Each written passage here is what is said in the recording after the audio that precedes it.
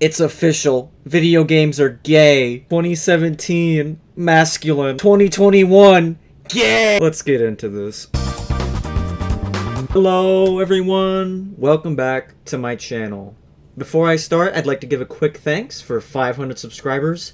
It absolutely means the world to me, and I'm going to be planning more along the way. With that said, I've made a Discord server. If you want to come join and say hello, feel free to click the link in the description. I'm going to probably be streaming soon, and I might make a Patreon. Who knows? But anyways, let's get to the video. I've been off that clout chasing. I ain't doing drama farming. I ain't making expose videos on one of my former friends. Today, we're gonna talk about the woke. The DEI. It has infested the video gaming industry. Masculinity is gone from our video games. An integral pillar of video games has been destroyed. And I'd like to talk about it today from one of the thought leaders of the YouTube hemisphere. His name is, hold on. Andy Pants Gaming. Today, we're gonna talk about Andy Pants Gaming. Who killed masculinity in video games? We're gonna find out today.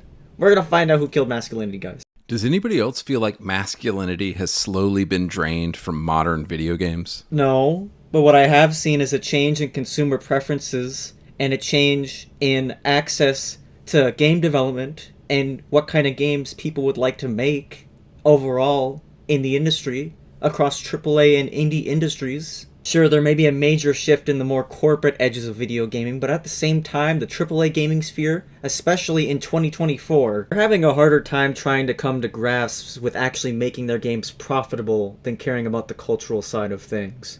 For example, if you see games like Red Dead Redemption 2 or GTA 6, we're not getting as many of those these days.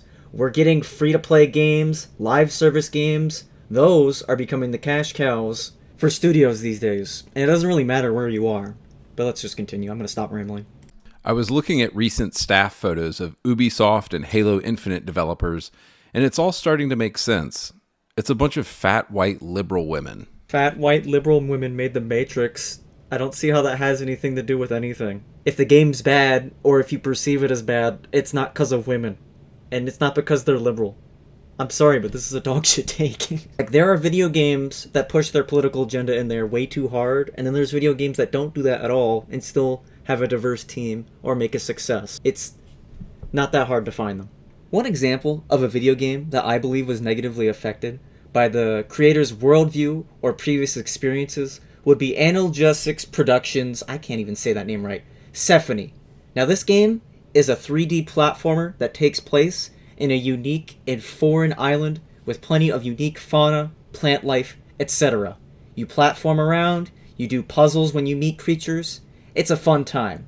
However, the bad part of this video game was that it was developed during the pandemic, so the developers decided to create their own type of story revolving their experiences with the pandemic.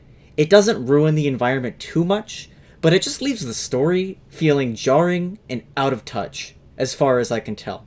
I definitely do recommend this game in terms of gameplay, but I do feel that the way they handled the story and the events of the story in this game was way too heavily inspired by their personal experiences. Now hell, I'll give you an example of a studio that still makes quote-unquote masculine video games, but also makes games for anyone. Sony's Santa Monica studio made God of War Ragnarok, and as you can see by this development photo, there's a lot of women in this studio. They might be liberal. I don't know. They're in California. They might be liberal. Who knows? You tell me. But they made God of War Ragnarok. They made God of War Ascension. They made Twisted Metal Small Brawl. Made The Order 1886, which was absolutely panned, but it's still a masculine game. And they also made Journey, which is not a masculine game as far as I can tell. Even companies like Nintendo can show to you through their long and extensive history that video games weren't exclusively made to be a masculine hobby. The only reason you perceive them as masculine throughout the industry is because they were marketed that way for a long time, mostly in the 90s and the 2000s, when the player base was mostly male, and you fell for the marketing. Congratulations. You got sold on masculine video games. Congratulations. If you want to see the seismic shift away from masculine characters, Honestly, all you need to do is play a few games from 2006, and you'll see exactly what I'm talking about. By American standards. Bro doesn't even want to mention the Yakuza series. Womp womp. Consider how many masculine military games came out in the 2000s. Consider how many games that aren't those came out in the 2000s. I'll give you a list right now. Deus Ex, a first-person immersive shooter released in the year 2000, which, in a way, is a cyberpunk dystopia about the government. Postal 2 came out in the 2000s, and I don't think I can talk about what goes on in Postal 2 without getting demonetized. Elder Scrolls Oblivion came out in the 2000s, and you can pick whatever gender for your character you want. Like, it's not inherently a masculine game. It's a fantasy game. Those were just games from my Steam library, though. Let me bring up some well-regarded first-person shooter games that aren't inherently about the military or brotherhood or masculinity or anything like that. Let me just give a list. Metroid Prime 1 and 2, Start a Woman, Time Splitters 2, Unreal Tournament 2004, Perfect Dark on the N64, Start a Woman, Counter-Strike where you could play as Sarah. Hell, you can still play as Sarah. Counter-Strike 2. The Left 4 Dead series sold millions of copies, and I don't think people were playing that for Brotherhood. We don't talk about Back 4 Blood. We as Valve fans disown Back 4 Blood. It's not a Left 4 Dead game. It's garbage. But of course, those are just games with guns. I could go on about all the millions of other games that have sold that don't have guns in them, but I'm sure you'd cherry pick me into oblivion if I picked a game that didn't have a single gun in it. Everything is just so gay now. Compare the games I just mentioned to the modern trash we have to deal with in Overwatch and Apex. Counter-Strike 2. Elden Ring, Ready or Not, which is a spiritual successor to the Tom Clancy SWAT games, Doom Eternal, the new Doom games, Yakuza, again, I'm gonna say Yakuza again, because you aren't saying Yakuza. Literally any driving game or simulation game. I mean, Burning Rubber is pretty masculine, right? Oh no, but it doesn't have guns. Okay. Ghost of Tsushima, the Demon Souls remake. I'm not saying the gaming landscape has not changed. It has, and I don't see a major problem with it. It's just majorly about your perspective and how far you're willing to dig for what you want. There's so many people making so many video games today, at the large and small scale, you just have to look for it. Quit complaining and look for the games that you want. There's so many games that appeal to anybody that are made by people who played the games that you did. So go find them, please!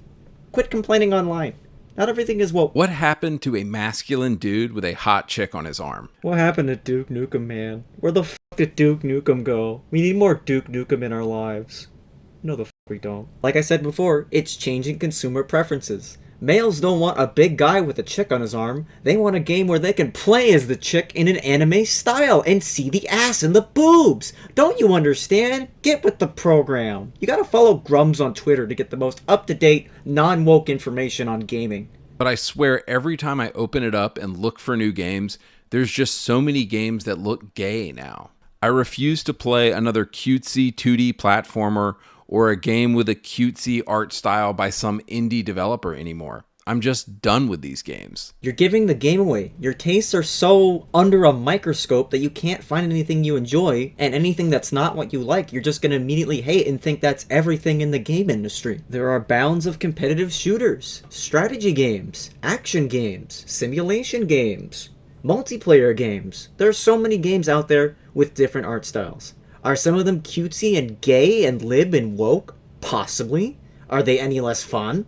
Probably not. Like, there's no objective standard on how an art style looks compared to how a game plays. If the game's good, the game's good. It doesn't matter if it looks gay as shit. If it's a fun game, I don't give a shit. It shouldn't matter if a game is woke or gay or has a big, strong man as the protagonist. It really doesn't matter. It's a fucking video game. If you want my 100% real thoughts on this, I just think the entire video game industry has gone woke and gay, and almost nothing they are making appeals to me in any way. Game companies don't do these special events and graphic changes on Pride Month because they actually care for the causes. They're doing it so they can sell more copies to people who are part of the LGBTQ community. It's not a huge conspiracy against gamers like you. It's shifting consumer practices that companies are trying to capitalize on because it's more profitable to put rainbows on shit than fucking appeal to someone's sexuality these days by putting a woman in a bikini on the cover of a magazine these days. You know what I'm saying? And again, you're making generalizations about mostly the corporate sector of the video game industry. There are so many different game developers with so many different game development philosophies and political philosophies that make games on this planet. such as Cruelty Squad. Like, that game was made by a Swedish guy, and it has one of the craziest art styles known to man. It is another immersive sim, and I believe it's one of the best games that have ever been made in recent times. Is Cruelty Squad woke? No. It's about eating organs and shooting people for money.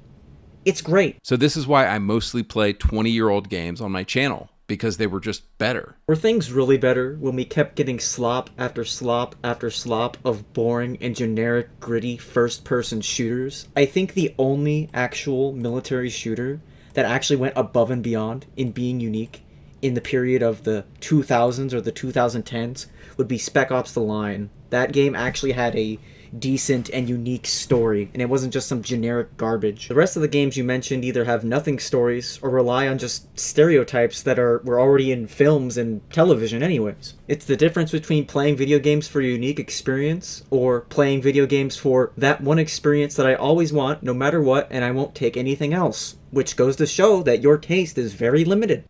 I was recently reading an insider interview about what went down at Volition Studios with the disastrous Saints Row reboot from an inside source. This source said that the LGBTQ community within the company was actually pretty small, but they are the loudest and the most annoying, and the company leadership chose to promote these people into key roles. There's a video by Mccmuscles, which I'm going to link in the description, which details the collapse of the Saints Row franchise in 2022 better than this guy could ever explain.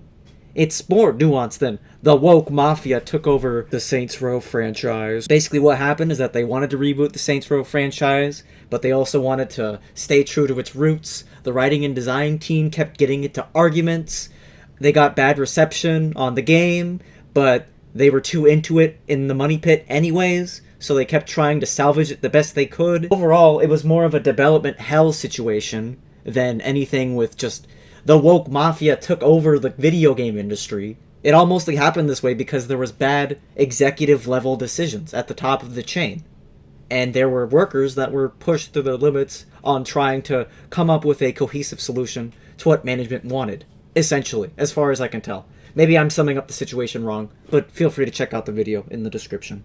I also feel like there's this kind of unholy alliance right now between games journalists, white liberal women at game studios, and the LGBTQ community at game studios. And they all seem to be united around one thing. They actually hate gamers. Now this is funny. This is funny. He fails to mention what kind of gamers that they hate. Let's see what kind of gamers these people hate. Let's see. Heterosexual dudes like us, of course. This recent Reddit thread was written by an actual game developer and made me realize this. It reads, headline. Like how literally below this Reddit post, it just describes what I've been saying this whole time. There are tens of thousands of gamers who are really interested in games as a true form of art. The loud bullshit always floats to the top, whereas comments with substance sink to the bottom, never to be seen again. That's literally what the f*** I'm talking about, bro. This guy doesn't hate all straight white gamers. He hates the gamers who are annoying about this shit and aren't satisfied with anything unless it's exactly what they want. That's literally what I've been saying this entire video. And you're just complaining. Wah. You're complaining like a bitch. Bitch boy. Complaining. Whining. Just enjoy video games. Can you enjoy any video game? Please. They seem to be dead set on giving their audience exactly what we don't want. How long is your business going to be open if you're dead set on not giving the customer what they want? These companies aren't giving you what you want because they aren't making it for people like you. And if you want those kind of things in the modern day, again, I'm going to say it, go looking for it.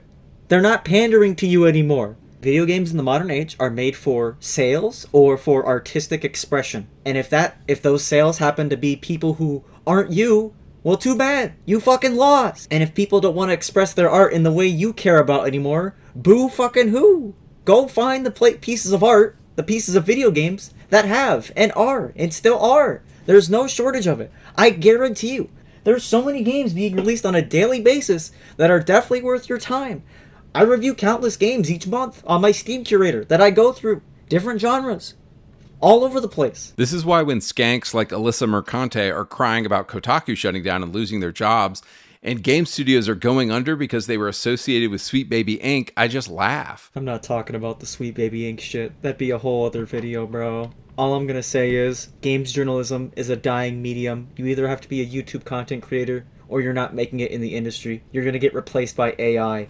Nobody's going to read gaming articles anymore or the like. It's just a competition for clicks. So yeah, go ahead and laugh. Your job is going to be next. There are plenty of people who can make culture war AI generated YouTube videos that have no substance, that talk about how all games are becoming woke. I could do it if I wanted to. I could become unoriginal and just talk about how all video games are woke and the games are woke but no, I don't want to do that. I want to just speak what's on my mind. Let them burn. Let all these companies burn who don't know how to give the audience. The wonderful irony. That wasn't my jump cut, by the way. Man, you suck at making YouTube videos. By the by, let's talk about how Red Dead Redemption 2 was actually made. Let's talk about it for a moment. Let's talk about it for one moment.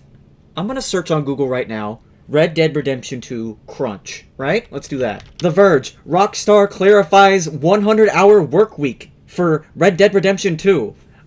Your games weren't made out of a vacuum tube, just so you know. Okay? Last I checked, the video game industry doesn't revolve around your YouTube channel. It doesn't revolve around me either. I just take what I can get, and I enjoy what I have, and I find what I want. That's literally how every gamer plays video games. Nobody ever gets exactly what they want in this life, in this world, in the video game industry. I'm sorry to I'm sorry to tell you that you're not going to get everything like you used to. The world as we know it isn't like it used to be. Boo fucking who? Jesus. All this is that it's the very games that the woke cancel mob has tried to cancel that seem to do the best. Remember Hogwarts Legacy? Yeah, men who dress in women's clothes tried to get it canceled. There's trans characters in this video game. There's trans people in the fucking video game. The only reason people boycotted Hogwarts Legacy is because of J.K. Rowling's association with the brand. Literally, the game was made by people more woke than you could ever comprehend, but oh, people got mad because it's J.K. Rowling. Shut the fuck up. Shut up. Shut up. Why is Hogwarts Legacy so gay? Why can't we go back to our old values? Why can't we go back to when Harry Potter was wielding a fucking AK-47 in the fucking Colombian jungle? Remember Elden Ring? Remember how the woke mob tried to accuse FromSoft games of having, quote, problematic depictions of women? No, I don't remember this. And finally, you talk about a game that isn't a gritty first-person shooter, that's a fucking military sim or whatever the fuck. Congratulations, you finally figured it out. Whenever I hear people bring up Elden Ring to justify their arguments, they're either talking about how Elden Ring has a trans character, or about how Elden Ring destroyed the woke mob. Motherfucker, shut up. Elden Ring is a video game that people enjoy because it's a part of the Dark Souls series. It is a fucking Souls-like. People aren't enjoying the game because it's owning the left, or because, like, it's got good values. It doesn't fucking matter. It's a video game. In the end, it's a fucking video game. Literally, people are saying that Elden Ring is the best game on earth because Kai Cenat played it. How many of those people do you think are saying it's the woke mob? Like, no, shut up, it's a video game. You're not a part of the video game industry. You're just whining and trying to shove politics in it. I swear to God. Oops, sold 25 million copies. Because it's a good video game! We could talk about Stellar Blade, pissing off all of the liberal progressives, and yet everybody went out and bought it. Show me the sales figures. Show me the demographics. Show me everything. Show me your receipts. Why do you think this game sold? Why do you think everyone was complaining about it? Because people were fucking horny about a video game. It wasn't because it was a good video game. I've seen the fucking Escapist review for Stellar Blade. It's not a groundbreaking game or an amazing game. It's just a generic fucking third-person hack and slash game. Shut up. Okay, so in the rest of this video, I want to give you 4 examples of a game or game series going from masculine to feminine or gay. His first point talks about how the Tom Clancy games are dead. This man should just buy Ready or Not, like I said. Then he talks about Wolfenstein, and honestly, I think that problem has been a problem for a while. Ever since the original Wolfenstein games came out, there had been plenty of reboots that weren't good or mediocre or were hidden gems that didn't sell very well. I think this was just another example of that being mismanaged. At the same time, Bethesda was working on the Doom remakes. They could have just done the same thing with the Wolfenstein franchise and they would have been fine. But I guess they took a different direction and it flopped, or they didn't market it correctly. I don't think it was just because the protagonists were women. Gears of War franchise, I'm going to say the predecessors were the same kind of shit. Fucking bland-ass tropes, nothing stories. You could say that fucking Super Mario had more of a story than the original Gears of War. I don't care. Tell me how much you care about the Gears of War lore. Go ahead, make a comprehensive history of the Gears of War franchise. I dare you. It's not going to be any more gripping than the lore of the Half-Life series. I guarantee you. With the new games, I'm gonna say the same thing as the Wolfenstein games. It just wasn't marketed correctly or some shit like that. The game just wasn't good. I wasn't hearing all the massive praise for the new Gears of War game. Everyone was saying that game was just shit. They weren't saying it was shit because it was woke. Again, I'm gonna keep reiterating myself. Microsoft was dropping the ball on so many games with the Xbox One during the Xbox One era. I think the only game that was actually a good exclusive on the Xbox One was Rare Replay. And that was re-released games! But all in all, yeah, that's my take on Annie Pants Gaming's Who Killed Masculinity in Video Games. Nobody killed masculinity in video games. The industry has changed, and some gamers aren't satisfied. And they're blowing it out of proportion. That's all I'm really gonna say on the situation. You need to open your horizons. You need to find games that you like. You need to do what you can. Maybe play games that you used to play. Like you say you played games 20 years ago. Good. Just find enjoyment in those games. You can do that. That's fine. I'm not going to stop you. I don't care. Wait for those games to be re-released. Maybe hope that those games get remade with less jankier controls or brand new levels or a brand new perspective. Something like that. Hope that it doesn't get f***ing ruined like the One Piece remakes on Netflix. Oh dear God. There is so much that gets made in the game industry every single day, good and bad, woke and unwoke. Kyle Rittenhouse's turkey shoot is an absolute gem on the iPhone. He was gonna stop the turkeys, and then the woke mob made his studio run out of funding. It's a tragedy on a global scale. Okay, of course I'm joking on that part. But yeah, that's all I gotta say today. Feel free to let me know if you want me to talk about anything else or have any unique perspectives on the situation. And this has been Level. I will see you around. Have a nice day, possibly, potentially.